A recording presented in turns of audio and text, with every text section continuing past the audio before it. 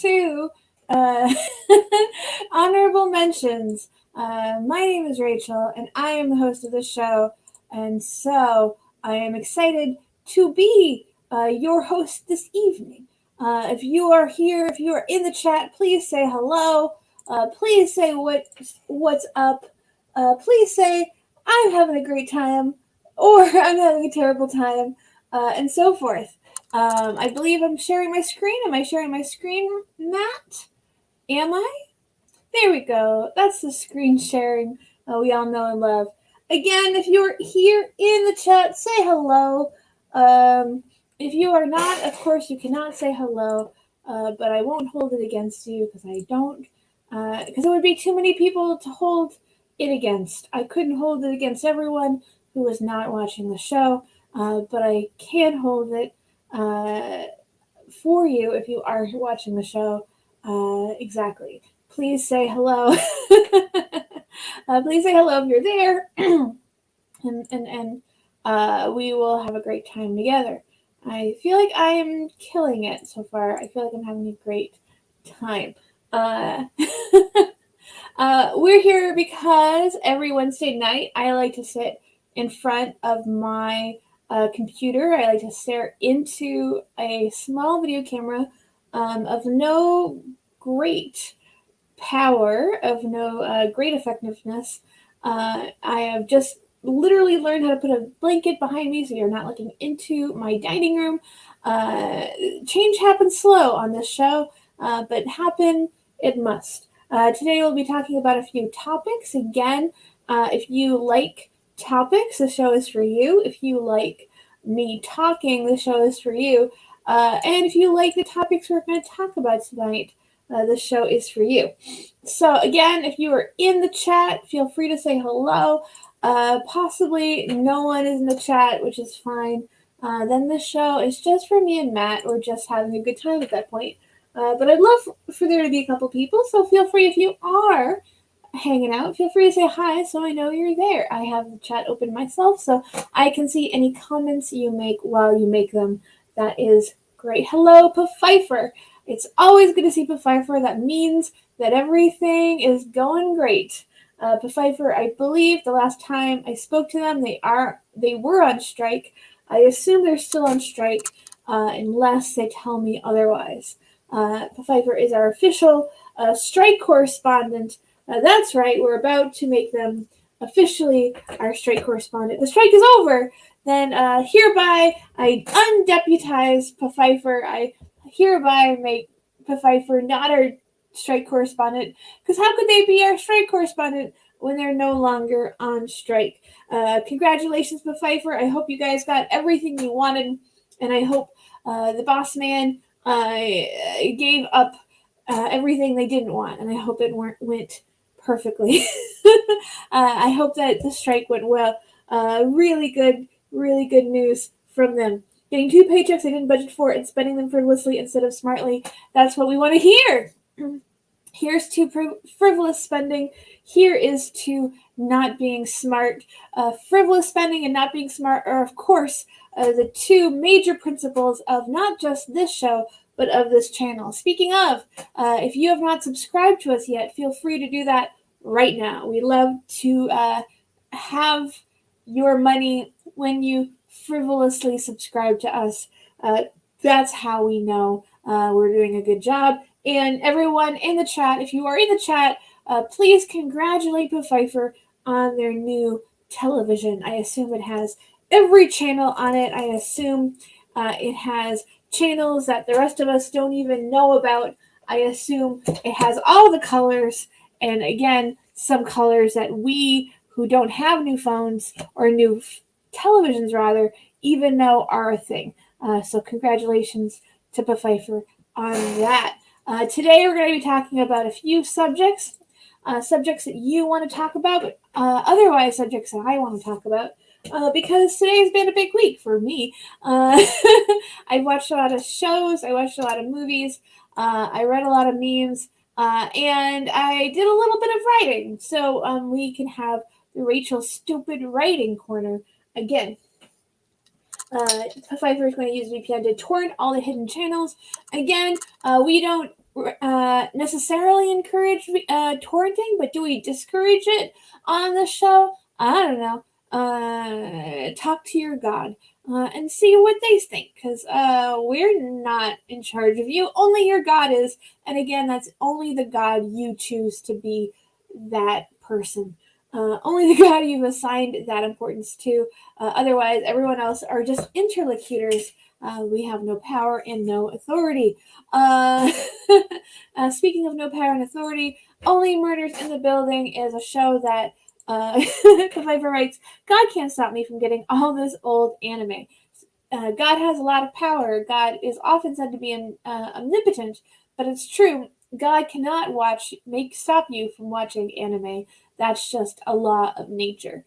I have not actually watched any anime this week. I've only watched old movies and new television. That's what I'm calling it, old movies, new TV. The show that I'm almost done watching is Only Murders in the Building. If you haven't watched the show, that's for later. I'm doing a great job tonight. The show that I watched this week, last week I had almost completed Fargo season 2. I had like 20 minutes left. This week I had almost completed the first season of Only Murders in the Building. I have like 20 minutes left. So I'm almost done. And Only Murders in the Building is a Hulu property. I believe there's almost assuredly going to be a second season because it's a lot of fun. We can look that up right now. Will there be a second season, Murders in the Building? Almost assuredly. Lots of fun this show has been. Season 2, the release date, cast already available on Thrillist, Looper.com, Parade.com, all of the various outlets whose job it is to have all the same information as all the other outlets. If you need your season 2 information on Only Murders in the Building, let me tell you folks, there are a lot of different places you can read about those. So, already we know there's going to be a second season. But what about the first season? Was it good? Again, I can only speak for having seen 9.5 of the 10 episodes comprising the first season, but I'm here to tell you, I'm having a pretty good time.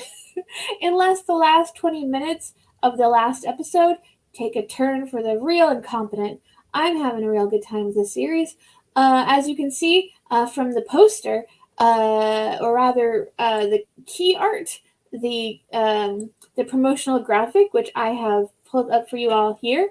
It stars 3 movie stars of the big and small screen: Steve Martin, Martin Short, and Selena Gomez. Selena Gomez, it's sort of a running gag in the show that Selena Gomez is almost 30 in the show, but often called Kid because the other 2 actors are much older. Lots of fun. I also say that Selena Gomez often wears this expression in the show. She's often very concerned. The plot of Only Murders in the Building is that these 3 live in this sort of very swanky, high-rise, co-op called the Arconia. Steve Martin is a semi-retired television actor who is well known for his role in the TV detective show Brazos. Martin Short is playing a semi-retired theatrical director who is really trying and failing to get new work after some very large and distinctive flops in his career, namely the tragical Broadway show Splash 2, or Splash the Musical, which in a very funny interlude during the show, it's explained that what really sunk Splash the Musical is when they tried to have a real swimming pool in the show built into the stage, but the hydraulic system during the show was not working. Therefore, you had 12 chorus boys dive into a waterless pit on stage, and that's sort of where the infamous nature of the Splash musical comes from. So that's Martin Short's character, and then you have Selena Gomez, who plays the character Mabel Mora. Yes, her character is named Mabel. They do note that that is a strange name for someone who is not 1,000 years old. She plays a young woman, an aspiring graphic designer who has some skeletons in her own closet that refer to the case rather directly. So these two are solving a case of a murdered young man named Tim Kono. Tim Kono is a man from Mabel's past. We learned that in the first episode, so I'm not spoiling anything. Tim Kono is a mysterious loner who ends up shot in his own apartment. The cops immediately dismiss it as a suicide, but these three who are at the beginning of the show strangers to each other, but who sort of stumble upon each other for the fact that they are all huge true crime nerds. They all listen to the same podcast in the show called It's Not Okay in Oklahoma, hosted by a character named Cinna Canning, but played by Tina Fey, which is fun. The cops do get it wrong initially to Pfeiffer. The cops are actually, I would say, the one cop character is pretty sympathetic, which you can kind of take or leave, but it is emphatically designated that they did get this case wrong. Hello, abolish. I am in the ninth. I'm in the first half of the last episode. Lots of fun so far. Abolish. Just talking about it. I would say it's definitely worth your time, especially because the episodes are only half an hour, and I think it's very well made. A lot of surprise guest stars on the show. This is really pretty star-studded for TV show standards. There's, of course, Tina Fey, who's in Only she plays the famous podcast host, which they are all in love with. There's also Sting. If you are a big Sting fan, he has a sort of memorable cameo. He is at one point a suspect in the show. Other stars in Only Murders in the Building include, of course, our favorite Nathan Lane. Who does not love Nathan Lane? I want to know who they are. I big Nathan Lane fan, and he is very good in this show. He has this great combination of friendliness, and he's also very intimidating as well in the show. So I think he does a great job with his character. They start to weave in kind of the different strains of it. There's one episode which centers on Nathan Lane's deaf son, which I felt was very well handled. Nathan Lane's deaf son, I believe his name is Theo. Teddy is named Nathan Lane's character, and his son Theo, he is deaf, and that becomes important as we see as kind of the flashbacks start to pile up. The actor is deaf in real life. I checked, and I thought his episode was very interesting and well done. Other fun cameos, we of course have Malik Pancholi, who shows up very briefly, unless again there is a big twist in the last 20 minutes, again, which I have not seen. There is also, who is it called?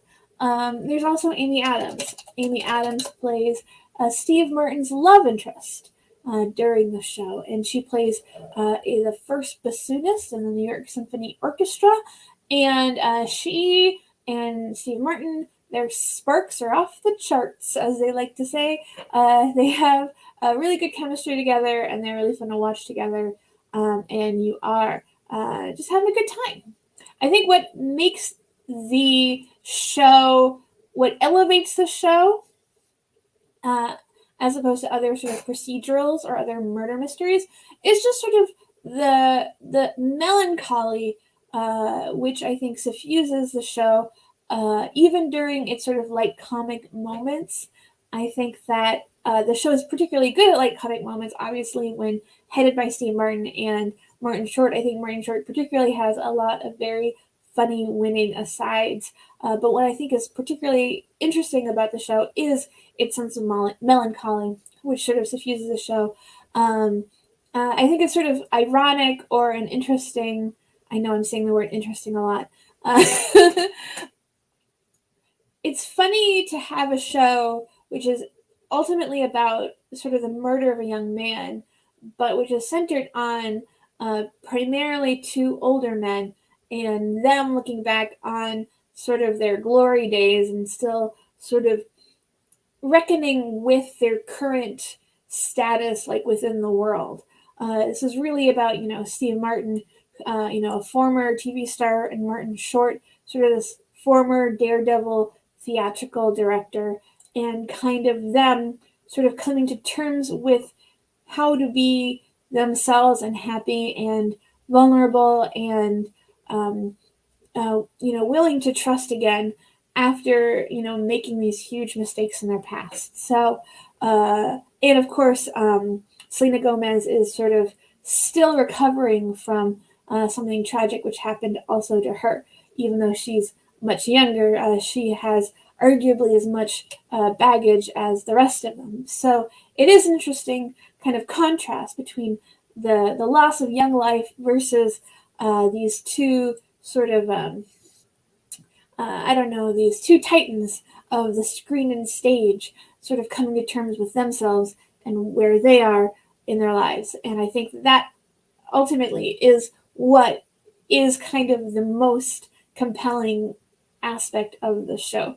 The fact that they do, rise up to this idea of how can we still be, potent, vibrant people in these like later years. I think that's a really cool place to take the show, and I'm glad to have almost entirely seen it. Again, I have about 20 minutes left of the last episode, and we'll see if it just makes me have pie on my face.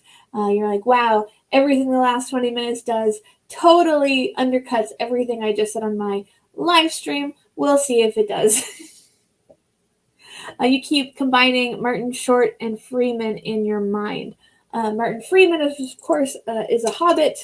A great way to separate the two is that Martin Freeman is a hobbit, and Martin Short is not a hobbit. If you Google Martin Freeman hobbit, you get him as a hobbit. I don't know what happens when you Google Martin Short hobbit. You get Martin Freeman as a hobbit, but I believe in a parody of The Office. Does it seem likely to stop with the one season or impossible to tell until last minute of episode? I don't want to spoil the last episode of the season too much, but it feels like it would be probably a new story with the second season. It feels like a lot of the things that they have established are coming to a head and coming to a conclusion by the end of the season. So I would be surprised if they didn't have a new story to follow. I wouldn't even be surprised if it is not a total anthology, but if it happens sort of very far away from where it started, if that makes sense. I know after I saw Fargo, I'm like, why doesn't every show do an anthology show? I do like this horrifying visage of Martin Short as Jack Frost. I believe this is from one of the Santa Clauses, and now that I've started looking at it, I can't stop looking at it. It's quite compelling. But yeah, I definitely recommend Murders in the Building. I'm having a good time with it. I will say that I recently canceled my Netflix because of kind of the furor around the Chappelle special and sort of the fallout from that. So I may end up being someone who recommends a lot of Hulu properties because that's my streaming station that is not just the Criterion. I only have 2 streaming subscriptions right now, Hulu, the Criterion. So if I'm going to watch something new, I'm going to watch it on Hulu. So I'll probably be doing a lot of Hulu stuff from now on. Which is great because I think that, at the end of the day, people love talking about Netflix properties, but I do think, and again, I don't want to sound like I'm being paid, but I do feel like Hulu has a lot of like quality shows on it. So I'm excited to really kind of plumb the depths of their catalog in a way that I've never particularly been excited to do as a Netflix subscriber. So that's just a little bit about me, a little bit of like, what if we had a sponsor? What if it was Hulu? Hulu, if you want to sponsor 2MB, I am I am really enjoying your programming, and thank you for not hosting the Chappelle special specifically. Just I feel like we have to support each other as we go through this life, and if you scratch my back, I'll scratch yours, so forth and so on. Everyone, please subscribe to Hulu, and let's all watch Hulu shows together. Hulu, Hulu, Hulu. Anthology of Columbo with a different title role actor every season. Yeah, I would love that. Hawkeye was surprisingly okay. Again, like the way people talk about these shows, they're sort of like, oh yeah, it wasn't totally terrible. It was like pretty, like, it was better than I thought it would be. I just feel like, but Pfeiffer, I think we all deserve more than that. And I'm not just speaking to Hulu's, superior quality programming. I'm just speaking in general. I think it's all time for us to watch good shit. Somebody had the Rotten Tomatoes on. We can bring up the Rotten Tomatoes for Hawkeye because someone was pointing out that they're like hilariously weird. And I'll be honest, I haven't been on Rotten Tomatoes in like 1,000 years. This is the first time I've been on Rotten Tomatoes in a very long time. But here, you see how weird this is. The critics rating, 93%. The critics rating is at 59 critics. You're like, I can't imagine that it's an A- show. I would assume that every single critic was basically like, this was fine. And that equals a positive review in Rotten Tomato metrics. And therefore, it has this really high rating, which is ultimately fairly meaningless.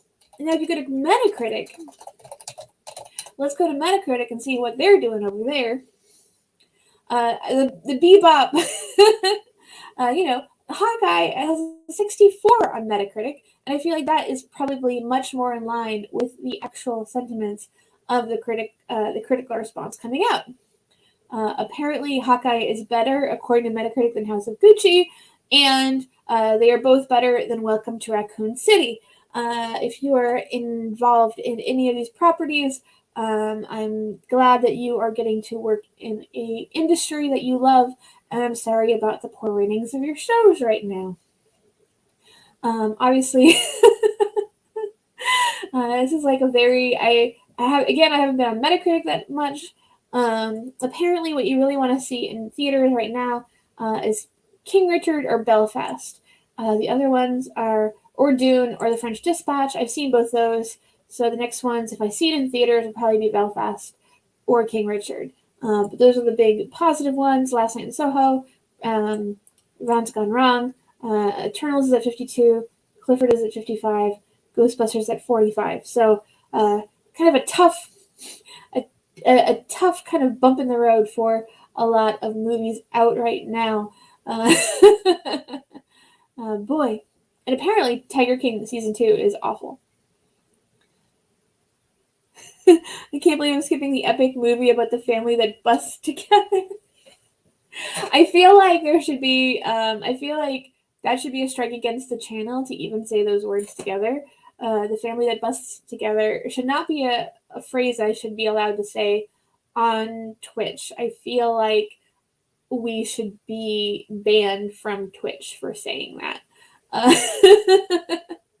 Yeah, it's like Ghostbusters has never even been a property I've been particularly interested in, and you're not going to interest me now about it. So, yeah. I will say the last movie I saw in theaters, I want to see, what I really want to see is Power of the Dog by Jane Campion, which is currently in theaters. I try to get some people to watch it. This Sunday.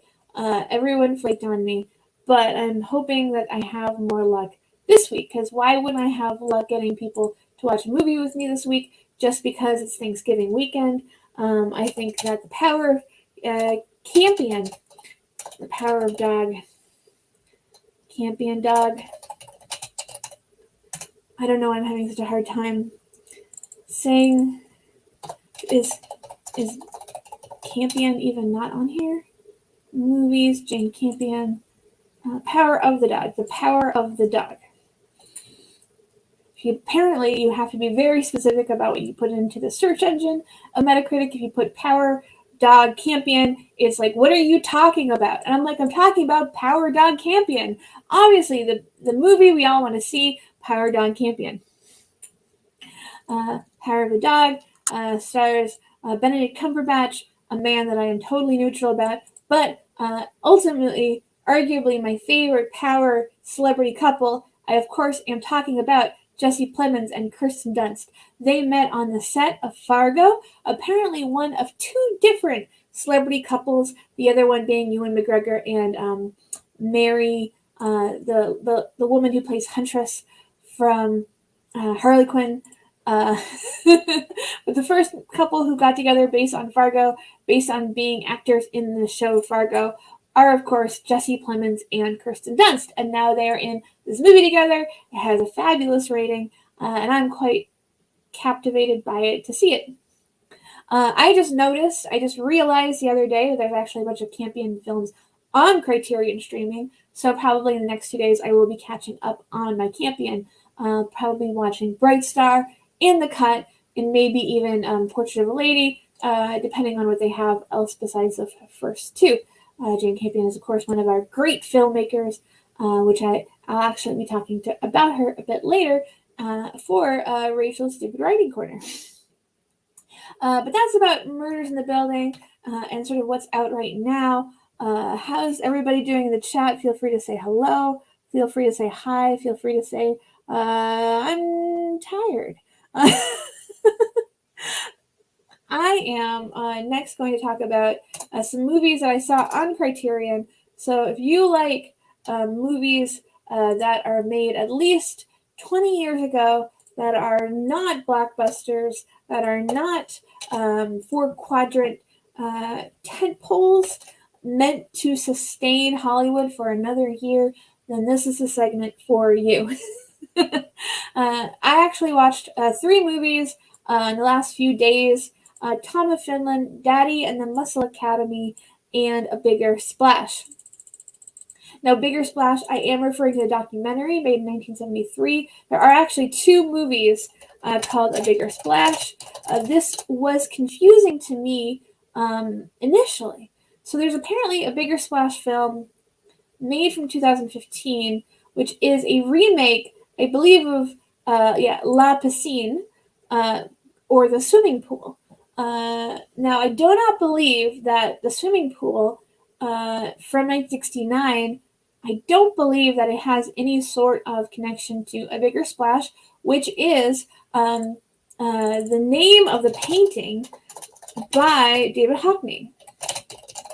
But the remake of La Piscine is named after the painting by David Hockney. So they made this remake of this film called The Swimming Pool, and this remake is named after the painting, but the original has no relationship to the painting. So this is A Bigger Splash if you've forgotten or if you never knew it. I remember I saw, this is a little bit blurry. I want to get a clear one. There we go. I remember seeing this painting like in an art book when I was growing up.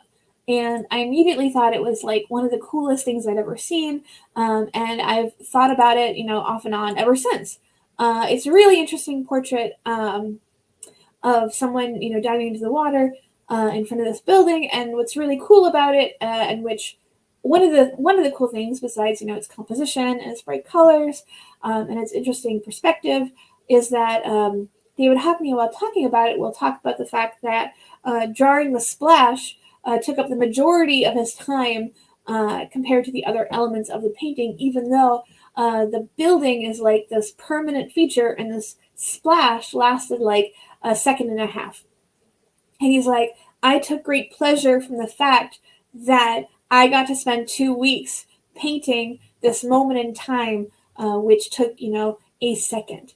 And I really think that's like a cool moment in painting, and just kind of a really cool commentary on the distinction between the permanent and impermanence, and the effort it takes to portray either or both of them. I think that's really cool. So the bigger splash is named after the painting. The painting was made in 1967, so don't go back in time before 1967 if your plan is to eventually steal this painting in particular. It was not made before 1967. If you are trying to steal it and using your time machine to do it, and you go before 1967, you've gone back too far. I, of course, like to know the names and dates of paintings, so that if I ever do get in possession of a time machine, that I can steal them without going back too much. I think that's really important. But A Bigger Splash is not just the name of the remake of La Piscine. It is also the name of a 1973 film, which is this one. A Bigger Splash I wanted to talk about because I have been thinking about it. Did I enjoy it? I can't tell you. I can't tell you if I enjoyed this film, but I am still thinking about it because it is very interesting. I think one thing that is so interesting to me about it is how it feels like it's almost inventing, while you watch it, the idea of a reality show.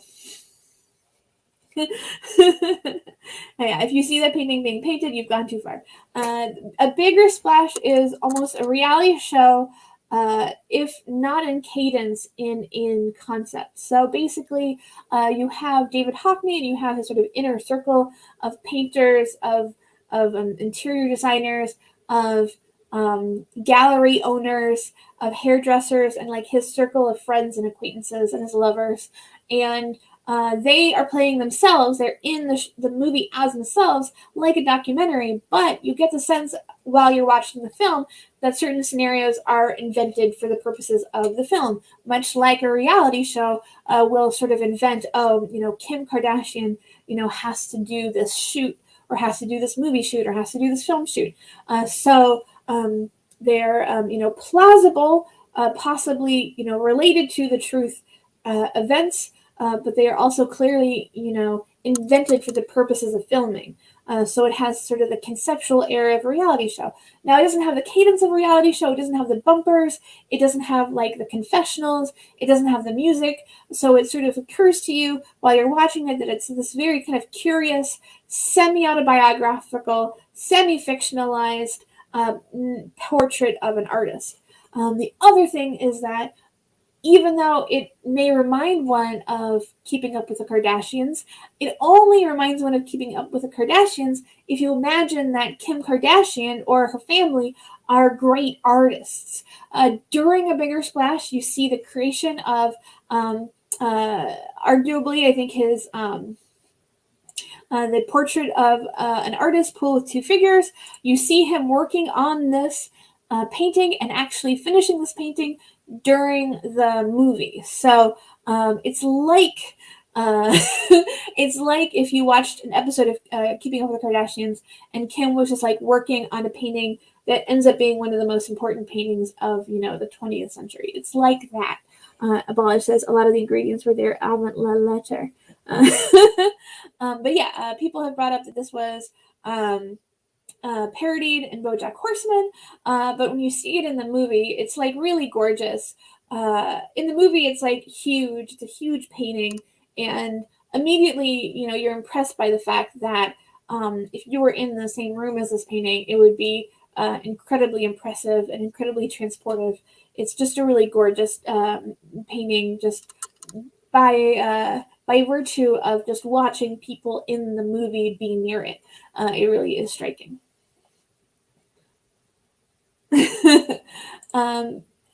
Balish says there was something trying to identify the next big vocal star with, I think, a panel of celebrity judges as early as mid-century. Wow, interesting. Yeah. Bigger Splash. So it's sort of like a reality show. It's sort of like about high art, but it's also what I think is really cool. And the reason I was initially drawn to watching it is the fact that it's also very gay. David Hockney is a gay artist, and the movie itself has lots of uh, full frontal opportunities of his like lovers of his circle in a way where being from 1973 is very feels very progressive, feels very modern. I think it's one thing about the movie which makes it really interesting. And you see his lover. The whole movie is sort of implicitly, because they don't really talk too much about it, but implicitly is sort of framed around him, David Hockney's breakup with his sort of lover and muse, Peter Schlesinger, I believe it's pronounced. Peter is often a model in his art. So if you look at like two figures, Hockney, if you look at this portrait, if you look at this painting, Peter Schlesinger is the model of the young man standing at the edge of the pool. And if you look at other paintings, you'll see Peter again and again. He was his muse and his lover for, I believe, several of his like more productive years. And so the movie is sort of about their breakup, and one can debate how effective that is as a framing device. I think it is relatively successful, not, rollickingly so. You don't see Peter speak too much. I think there's kind of one brief conversation he has on camera, and then mostly he is sort of framed. There's a lot of footage of him unspeaking, staring into distances, dancing with friends, swimming with friends, but you don't get to see too much of his thoughts or thinking during the film, and you certainly really don't get his perspective. If anything, the film feels sort of like a comment on someone who has been broken up with, sort of imagining or fantasizing about their ex. I feel like in those terms, the film really captures that phenomenon. And of course, they talk about, David Hockney talks about sort of what is attractive to him in the movie. He talks about wanting to go to Italy because all the men there are so gorgeous. So you really do get a sense of like him being, pretty horny through most of the film, which is cool. It's cool to see just, one of the great, pop artists just get to kind of be horny, get to be free, get to be honest about like his desires and his likes in a movie that's so, relatively early from 1973. So I think that's all really cool. Now, did I like the movie? Was I like enjoying the movie? It's very slow. It's kind of like a slow movie. It feels sort of often, it's like, it is like a reality show where you take out the bumpers and the music and the confessionals in the sense that it can feel almost like aimless or sort of very sort of more like a question mark than a statement, if that makes sense. But I do feel like watching it, it certainly has moments in it that feel very important, and as sort of a constructed piece, it feels like it is reaching toward something which was, finished later in terms of how we tell these stories. So I think it's an important movie, and I think it's a really cool movie and an interesting movie. I can't tell you how much I enjoyed it. But you know what? I think there's more to movies than just enjoying things. I think there's more to them than that. This leads me to the other movies I watched this week: Tom of Finland and Daddy and the Muscle Academy. Tom of Finland was the biopic of Tom of Finland. I believe Tom of Finland film. Tom of Finland was from 2017. It was entered into the Academy Awards, but it was not nominated. So this was Finland's sort of entry for the Academy Awards, but they were not. It was not successful enough to be among the nominees. This film, I will tell you, very much frustrated me. Watching it, I'm just like, oh my god, this is so frustrating, and I'll tell you why. The reason I'm frustrated by the Tom of Finland film is the fact that it wants to be this respectable piece of filmmaking so badly. It wants to be this sort of high piece of art. It wants to be, this well lit, well acted, very respectable film. But the problem you run into is that Tom of Finland's art is by nature not respectable. Tom of Finland, if you guys don't know, he is Tom of Finland is sort of the nickname or nom de plume pseudonym of Tuukko Valio Laaksonen. I'm sure I'm pronouncing that right. And he basically drew these very. He basically drew sort of often pornographic, often lewd cartoons of the homoerotic category.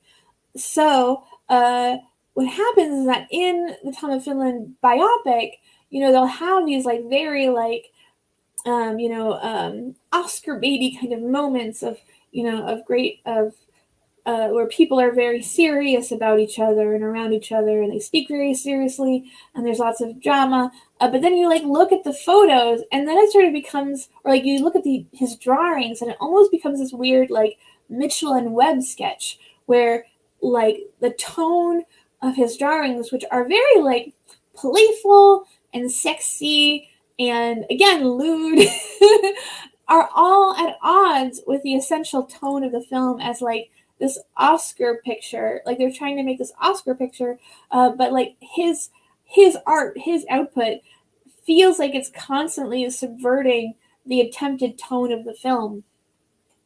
And so for that reason, it's very frustrating. I also like hate, there's stuff in the movie that drives me nuts. One thing that drives me nuts about the movie is that there's like no sex in the movie. It feels like a very chaste picture, even though it's about an erotic illustrator. I'm like, if you are making a film about a guy who is famous for making erotic illustrations, like your movie should probably at least you should at least prove as a filmmaker that you are capable of knowing like what sex is and like what it is to be sexy. Exactly, abolish. And I think that Tom of Finland, as the biopic points out, he had a legitimately harrowing young adulthood where he was in the Finnish army, not on the right side, but he was in war, and he was trying to express himself sexually in a culture, in a society which was so hostile to gay people and to gay romance and to gay sex. But it was just like the way the film is like portraying these things. It's almost like it's embarrassed of its own subject matter. There is a scene where he has this hookup in this German hotel room, and they cut immediately from like kissing to the next morning. And I'm like, do you even know what happens in between, film? It feels like it's very shy and chaste in a way that his art is not. And so it all feels like it's pulling against each other. Like the subject and the style and the subject are always at odds during the movie. So one thing is like the chastity. The other thing is like, one thing about the Tom of Finland biopic, which again also drove me nuts, was what a large role the sister had. So basically, the sister of Tom of Finland is basically a co-star. For whatever reason, she is like front and center during most of the scenes, and a lot of the film is focused on their relationship. But the problem with that is that the sister is a hater. The sister does not understand his work at all. The sister just thinks he's making cartoon porn. And if she doesn't understand, and she is like, there's so much time spent on her as opposed to time spent with people who like genuinely love it and genuinely feel empowered or liberated by his drawings that you're kind of like, why are we spending time on this woman? Like, what is the purpose? When you make a biopic, you're making a biopic of this man who lived for 70 years. Why are we spending scene after scene where this woman is portrayed semi-sympathetically, but has no appreciation for the art which the film is about? Ultimately, she is boring. Ultimately, she is this wet towel of a person, and I don't understand why you're spending so much time with her. And I also feel like the film itself, the filmmakers, maybe they do understand what is cool and interesting about his art, but I feel like they don't convey that understanding during the movie. The feeling you get watching the movie is that his art is important for some people. Like, over there, over in that corner, there's some people for whom this art is important, and like, good for them, and good for this guy for making art important for those people. But you never feel like the filmmakers are involved in that exchange. You never feel like the filmmakers themselves understand on any sort of gut level, like, what is fun and funny and sexy and dangerous and, liberating about his art. You never get that feeling from this film. Which I think that if you want to tell us, if you want to make a case for the importance of an artist, like, you have to like them, have to like the art. You have to be a fan of the art. And if you're not, then why are you making this film? Abolish, exactly right. Fast and Furious problem. It has Fast and Furious syndrome. You're like, she's a relative. She has to be important, but she's not. And I feel like she drags the whole film down, and she's sort of like, there's this implicit idea that you have to have somebody, when you're making like a picture about gay people, that you have to have somebody who like represents a side that like doesn't understand or even dislikes gay people, but you don't have to give them a co-starring role. You don't have to feature them in scene after scene. Like, they are not ultimately what is interesting or important about this man's journey, about this man's art, about the exchange between this man and his fans. Like, that woman is ultimately a footnote in a much larger story about how this man helped other people feel good about having sex and feel pride about their own identity as gay men. So yeah, the sister stuff drove me crazy. The sort of the chaste quality of the film drove me crazy. The sort of self-importance of the film drove me crazy, and the fact that the film ultimately did not convey that it understood what was like fun and sexy about the art, and why it understood that it helped people, but it didn't feel like it was involved in that exchange or in that communication. Now, what is particularly striking about this film is how it fails in a way that the documentary Daddy and the Muscle Academy succeeds. If you've never seen Daddy and the Muscle Academy, it's also on Criterion. All of these films that I'm describing are on the Criterion. And Daddy and the Muscle Academy is on there too. And one of... cool. So it doesn't even have... Daddy and the Muscle Academy does not even have a Wikipedia page. You know what? Fuck Wikipedia. We're going to Google. So this is an hour-long documentary that's also on Criterion. Again, just an hour, not full 2 hours. But to me, I felt like this did everything that I was hoping the biopic would do. Namely, get us to see these drawings the way that the people who love these drawings use these drawings. I think it's really hard if you're not used to erotica that is, illustrated, if you're not used to erotica that is from, a different time period where certain things were more forbidden and other things were less forbidden, and the entire kind of landscape of what was transgressive had shifted or was not shifted yet. It's hard to understand always what people were seeing when they were seeing these pictures. And I feel like the Daddy and the Muscle Academy documentary, they're like, we're going to interview a whole bunch of people for whom these were very important pictures, and they're going to tell us about why. And they also interview Tom of Finland himself. It was 1992, right before he died, and he talks about why certain aspects of of the drawings are the way they are. Again, I'm not bringing up too many of the illustrations themselves because a lot of them are pornographic, and I don't want to get banned from Twitch. Again, also, Abolish has a great point. At that point, suffering marginalized people was not Oscar bait, or at least not Oscar bait in the same way. So things that I, was curious to me, like, what's the deal with leather?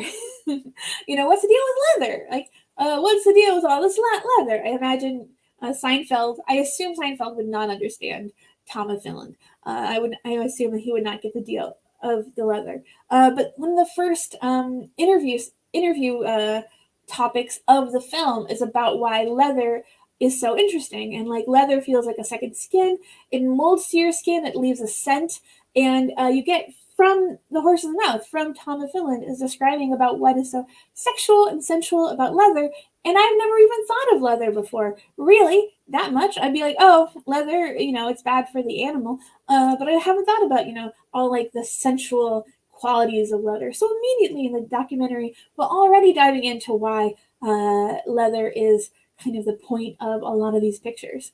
They also talk about, like why are they all like policemen, and like why again, it's hard to talk about it without showing you, but I can't show you because a lot of it's too lewd. They talk about like the fact that Tom of Finland has tried to draw women. He's tried it, but he just doesn't get it. He just doesn't get he doesn't understand how to draw women in a way that he finds sexy. That's not surprising, but it's interesting to me that he even made the attempt. You also learn like one thing about him is that you learn that one of the first things he sold to, Seinfeld would make a bunch of homophobic jokes and then go, not there's anything wrong with that, exactly. You talk about how the fact that he was sort of coming of age, like literally in the army, makes it so that a lot of his art is inspired by like military wear. Whether one should still be, or is that if that's a natural place to go with your sexuality. A lot of this is like what's cool about it is that it's very playful. I think that Daddy and the Muscle Academy really does hit sort of the playfulness of it and like the sexiness of it in a way that the biopic really struggles to convey at all. And it really talks about kind of like again, the people who were benefiting from these depictions. This idea that like just the idea of like a gay man who was very masculine, that was not necessarily even an idea that people felt was strong in the culture. That Tom of Finland almost was a load-bearing pillar of the idea that you could be gay and not be, feminine.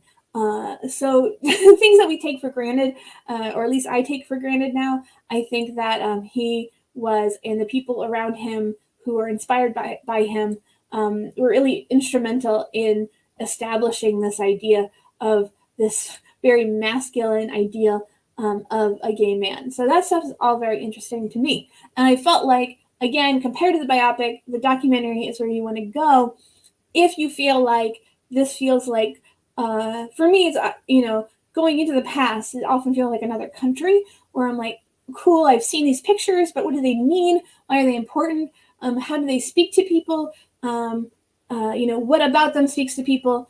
And I feel like in terms of doing those things, the Daddy and the Muscle Academy is where you want to go if you want to understand why Tom of Finland drawings were this kind of earth-shattering or earth-moving or earth-transforming phenomena that they were. Another fun fact, which I haven't even brought up yet, is that, and I didn't know this until I watched all these movies together, is that they both David Hockney and Tom of Finland have this weird connection, which is the pictorial physique. Let me bring it in.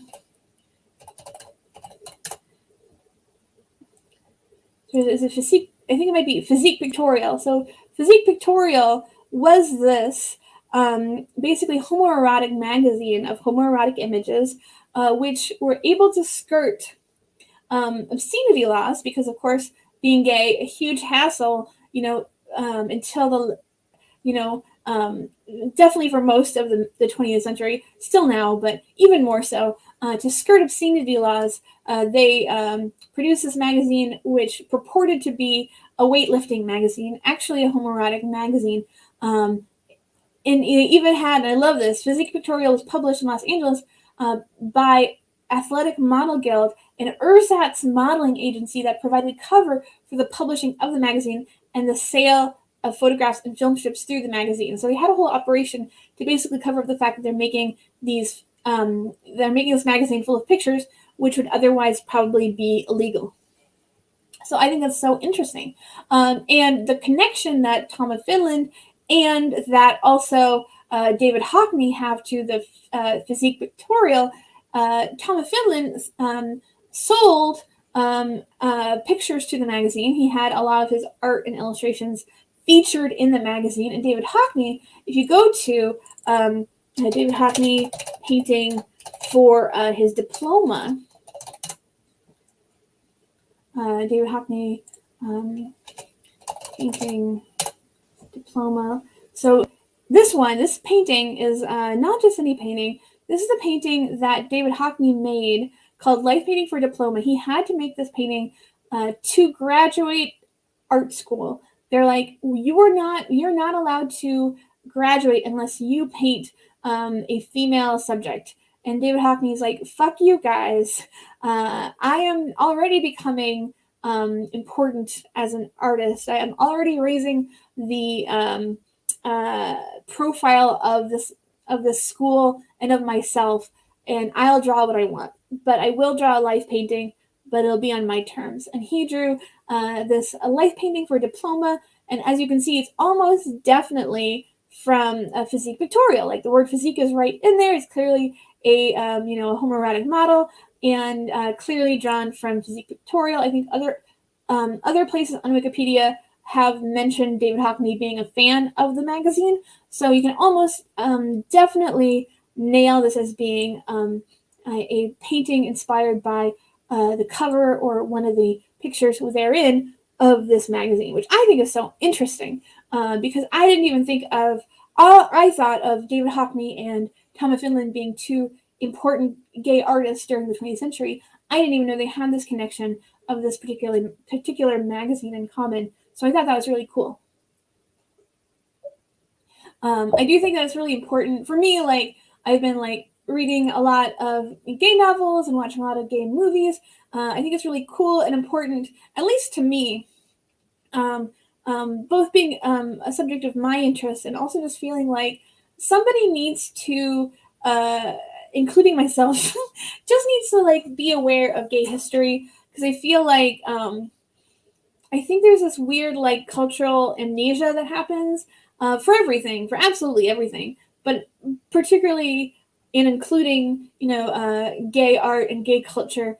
I feel like every time Disney comes out with another movie where it's just the first gay Disney character, and I just feel like the more that happens, the more we need to know what was being gay in the 50s and 60s actually who was important gay artists, and what is important gay art. Because I feel like the goal or the priority of these giant corporations is to sort of supplant the art that already exists with sort of the art which they declare is important, for gay rights or for diversity. And this is the opportunity for people who to say, actually, gay art has been all around us. The 20th century is full of gay artists and gay art. Watch A Bigger Splash to get even a sense of sort of a proto reality show starring a gay artist. Really interesting, and so forth. So for me, I think that I'm really interested in sort of the historical angle on all of that, ladies, as well as the fact that I find a lot of the art just really cool and obviously groundbreaking in its time. Other things today that happened this week. Again, if you were enjoying the show, if you're watching the show, please say hi in the chat. It's always good to know that people are watching the show. I will say that sometimes I go into the show feeling like, oh my God, this is the week where nobody watches the show. So I'm just gonna let everyone in my Twitter know that the show is still going, still streaming. Feel free to stop by and say hi. I love the phrase "stop by, say hi," because I feel like Twitch streams are kind of curious creatures. I feel like people don't want to commit to 90-minute shows or very long shows, so I try to make it easy. I say, hey, just drop by the stream for a couple minutes. Just stop by for 10 minutes. Like just take a dip. Just take a quick dip. You don't have to stay for the entire show. I'm just trying to find ways to make clicking that link into something that is interesting to the people on my timeline, and just trying to continue to find ways to do that. Retweet that. So the other stuff that happened this week, meme of the week. I wanted to start doing like memes of the week, where we kind of go into the biggest memes. I feel like, obviously everything about the internet is much faster than it used to be. In a single week, we might get like 3 huge memes that, within a few days have, thousands of different iterations of. To me, the 2 big memes this week, the one we'll talk about, the sad bus guy, the happy bus guy.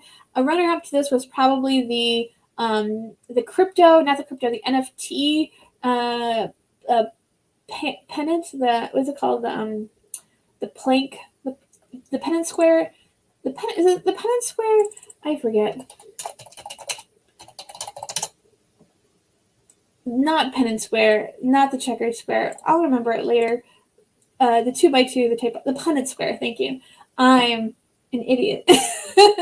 So there's a big meme right now where you have the Punnett Square, and it's sort of like a guy who doesn't know what NFTs are, but who does invest in NFTs, guy who does know what NFTs are and doesn't invest in NFTs, and then the guys who do know what NFTs are and do not invest in NFTs. And there's been all of these different variations of it, with like Seinfeld characters, with characters from people's favorite cartoons, like the Garfield characters. So you see that all over. So that's the runner up of the meme of the week. The real meme of the week is, of course, sad bus guy, happy bus guy. This is the meme that's taking the Twitterverse by storm. If anything can be said to take the Twitterverse by storm, it's the happy and sad bus guy. I don't know where this, like many of the memes that end up becoming Twitterverse fodder. Sorry, I don't know where this original picture came from. Yeah, it feels like a very old editorial cartoon. I think Abolish Your Right. I think somebody just found it probably and thought it was funny. I wouldn't even be surprised if it's from like Italian or French editorial. It feels like it could be from almost anywhere in the world. Or illustration in a children's textbook is also another idea. So it's very simple. You have one guy in the bus. He's looking at a rock wall. He's obviously incredibly depressed, and you have the other guy who's staring at the beautiful vista, and he's very happy. And this one's just like a very wide open meme that you just put like a sad thing over one guy and a happy thing over the other guy, or switch it up to be ironic. So this one, babies during first part of Peekaboo, babies during the second part of Peekaboo. What are the other ones I collected? And this very obviously, I'm a real archivist. You can tell because I use my Gmail drafts as a notepad. So that one was that one. This one is another variation of the sad guy, happy guy meme. That's the same one. What am I doing? We're going to try this again. This is, please, phew. This is people writing a book, people who want to write a book. That one's another one. And so you just kind of go on. There's like tons of these, hundreds of them. They're hard to search for because obviously these image-only Twitter pictures don't have any text to search for them unless there's a way to search for images only on using the Twitter search field, which I'm not aware of. But so basically, the only way for me, being sort of as low tech as I am, to sort of amass these or to really look at a bunch of them at once is just to kind of collect them as I go.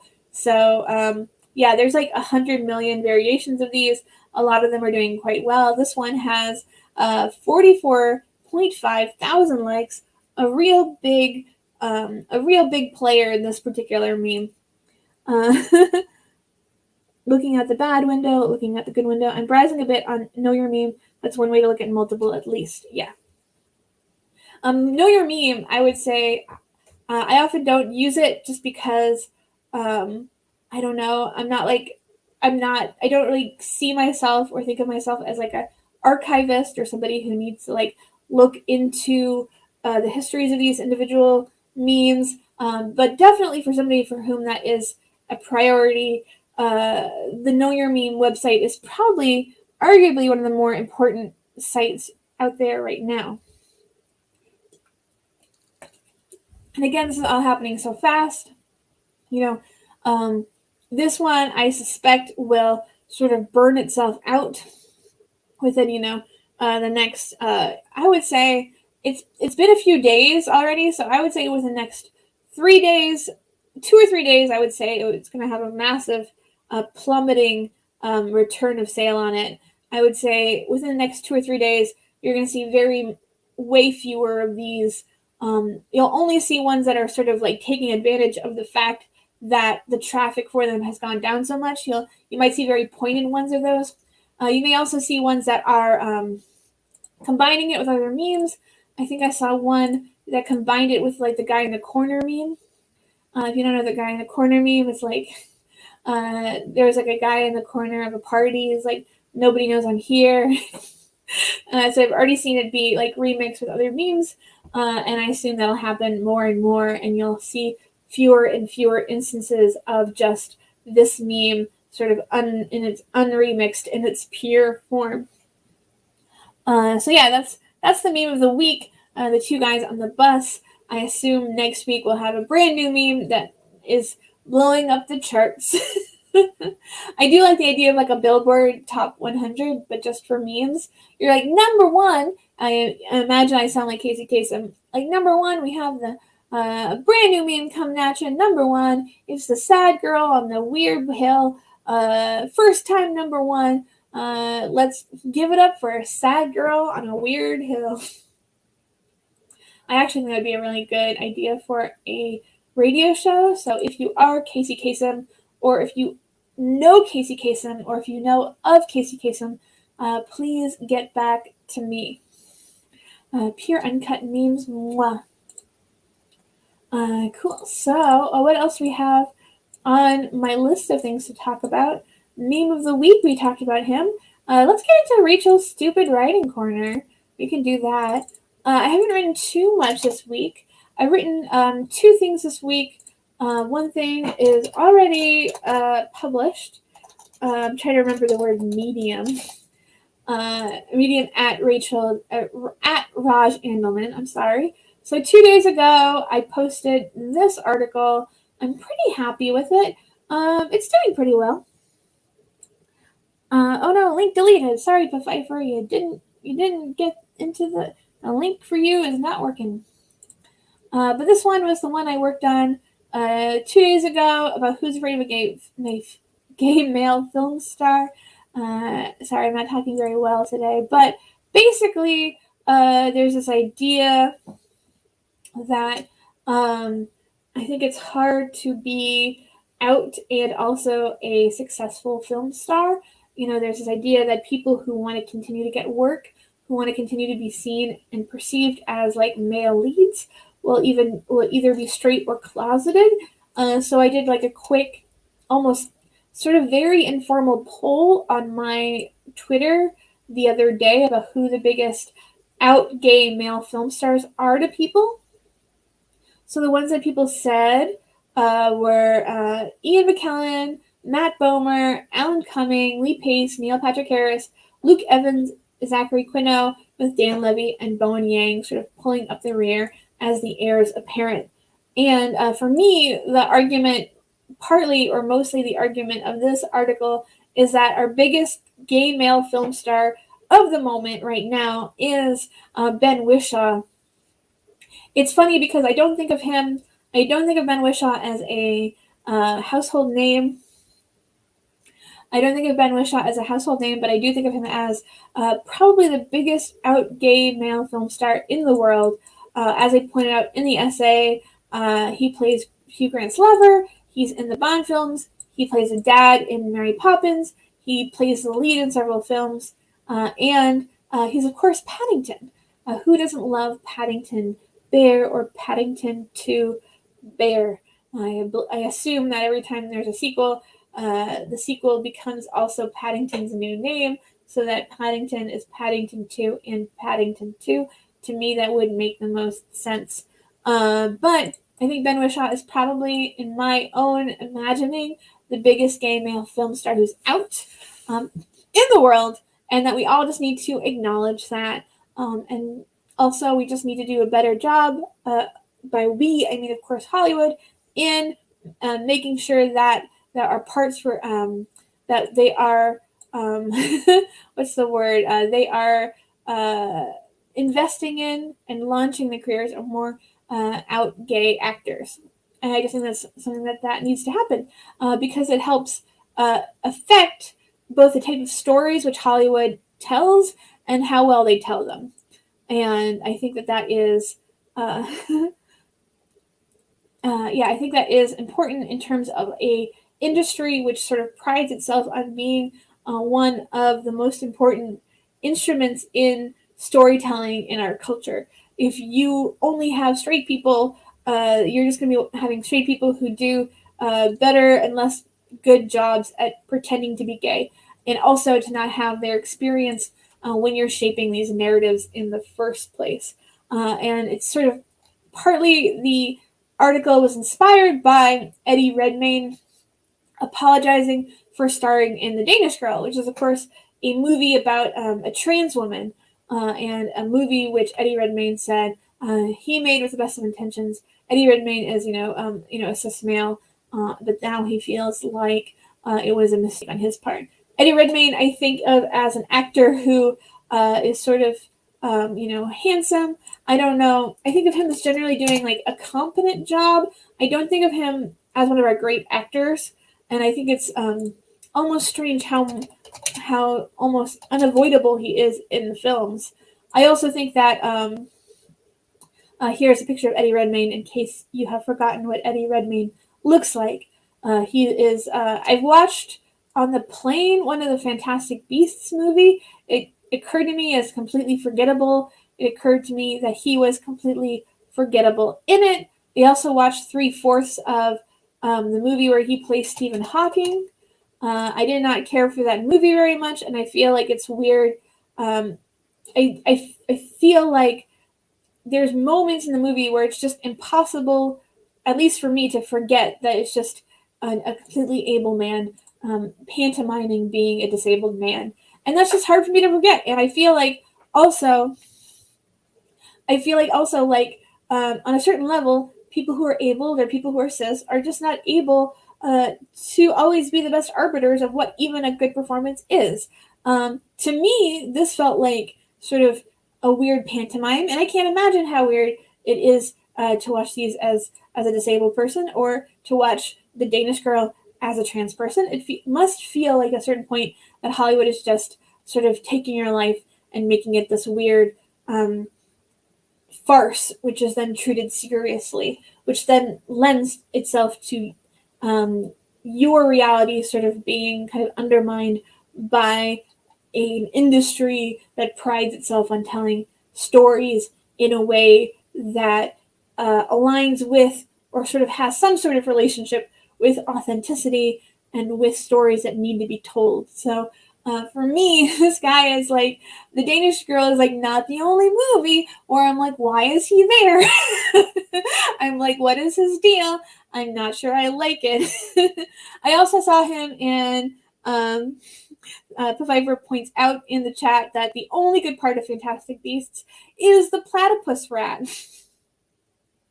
I don't even remember the platypus rat. It was I was tired on that plane. The other movie I saw Eddie Redmayne in was A Week with Marilyn, a movie that really just felt like his character just felt very, very unnecessary. A Week with Marilyn, I watched it like a year ago on Netflix. I would say that Michelle Williams is, of course, she's one of those actors where you're like, she's gonna do such a good fucking job. Whenever she's on screen, you're like, I'm excited to see her. And of course, she is not a disappointment in Marilyn. She is completely effervescent in My Week with Marilyn. You completely buy her as somebody that everyone's like obsessed with and like projecting on and being weird about. Like you totally get it. And then there's just like this fucking guy who I guess like is I guess this movie's based on a novel that was written by the guy that Eddie Redmayne is playing, which you get.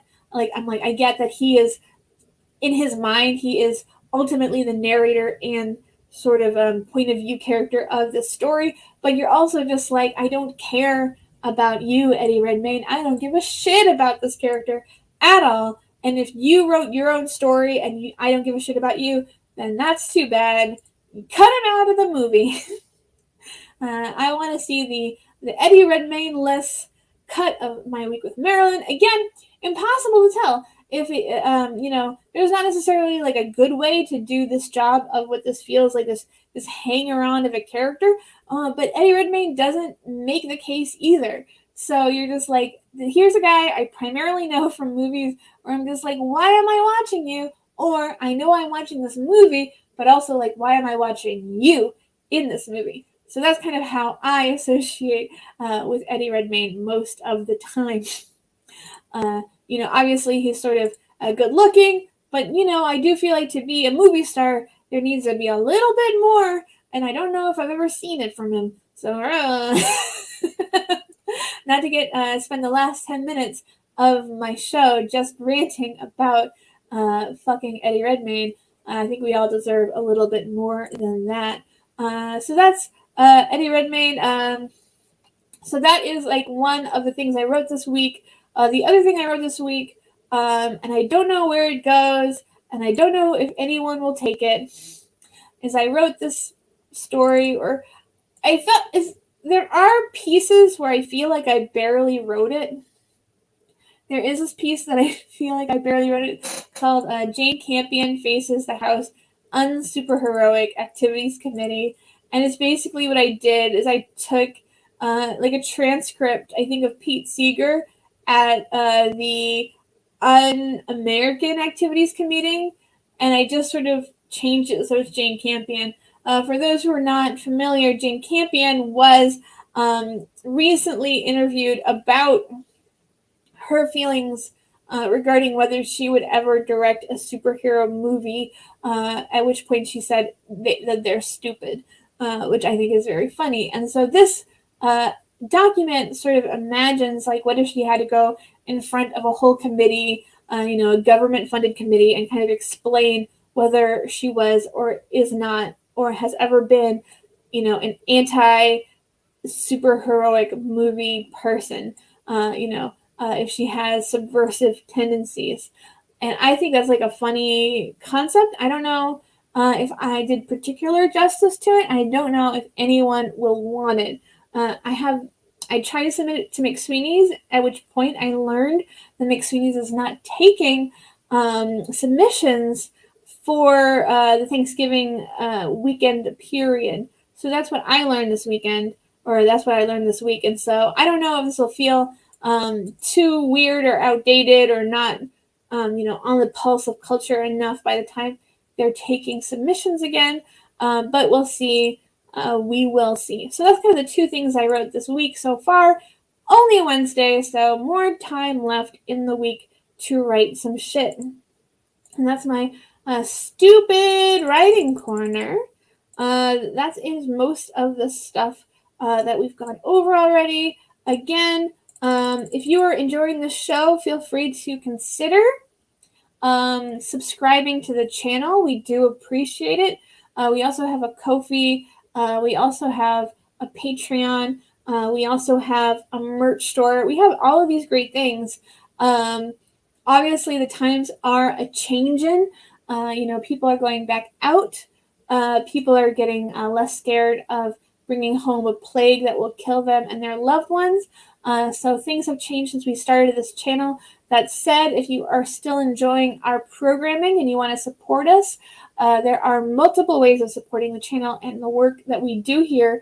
So feel free to check those out when you go to the About page of our Twitch account. You can see all of the different ways to support us there. The final thing to bring in just this week, which is something I think I have been avoiding, and I don't think I've had any, I don't even know if I have any particular insight into it. It's just sort of like, I feel like this week has been a really bad week for film discourse. And if you've been on Twitter, you probably know, I assume, what I'm talking about, which is sort of the discourse around specifically The Last Duel. The Last Duel is a movie which came out this October. I'll just give you guys a look at that. Look at the Wikipedia page. I think it's very important to have a Wikipedia page. Abolish asks, is there an in-person performance space or troupe or something you're all in the orbit of? If you want to see in-person shows in coming months, that's a great question. I think most people involved in the channel will be at some point available to be seen in person, I assume performing at Union Comedy or Remnant Brewing. So there's a weekly show called On Point every Sunday that's at the Remnant Brewery in Union Square. There's also Union Comedy, which is a live performance space dedicated to improv, which will be starting paid shows beginning, I believe, this weekend, that people involved in this channel are also involved in that. Those two opportunities specifically, particularly Union Comedy, I'll bring that up as well. Union Comedy is a theater which had been, I believe, almost successful, or at the point of being successful at securing a space right before the pandemic started, and now they're just picking it back up. And you can see they have a beautiful website. You have classes, they have shows. I am in this Friday show, and let's see, this weekend's highlights. Full calendar. You can go to the full calendar. You can see it. Beautiful website, just really gorgeous. Yeah, we are at the Improv Upload. What is it? What is the day? Today's the 26th. Oh yeah, I'm in Indie Night, 7:30 p.m. You can buy that right now. We are the Button, and then we're Union Comedy and Friends. So you can see that this Friday. The Button is a group. It's almost like a mixer, but it's of people that myself, as well as a bunch of people who I have performed with previously, including such luminaries as Anthony Zanfarelli, Sophie Haddingham, Leah Gose, Jess Cashin, and Kenny Savage and Charlotte Germain. Most of them I performed with on a resident cast in Improv Boston called Face Off.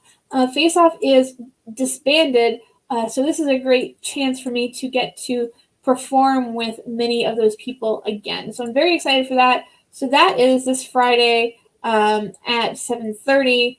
If you are in sort of the Boston area, the Cambridge area, you'll get to see that. And I think this is a great calendar. You get to see all these people showing up. Frequent Art Studio, also known as Farts, is a great duo prov starring David Thomas and Samit Sarin. David Thomas and Samit have been huge on this channel. They've been, you can see David on the channel every Monday for Friend Theft Auto, and they are hilarious together. So definitely check them out if you're here in December. The Union Comedy has just been working really hard to get up. Apparently their web page is not found, but they are really great. Their classes, there's a blog, there's everything. And so right now, I would say that besides Improv Asylum, this is really specifically on this side of the river, this is the game in town.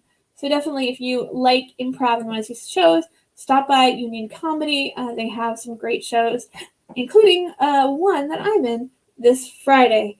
So I think that's most of what we have going on in terms of live performance opportunities and live opportunities to watch improv.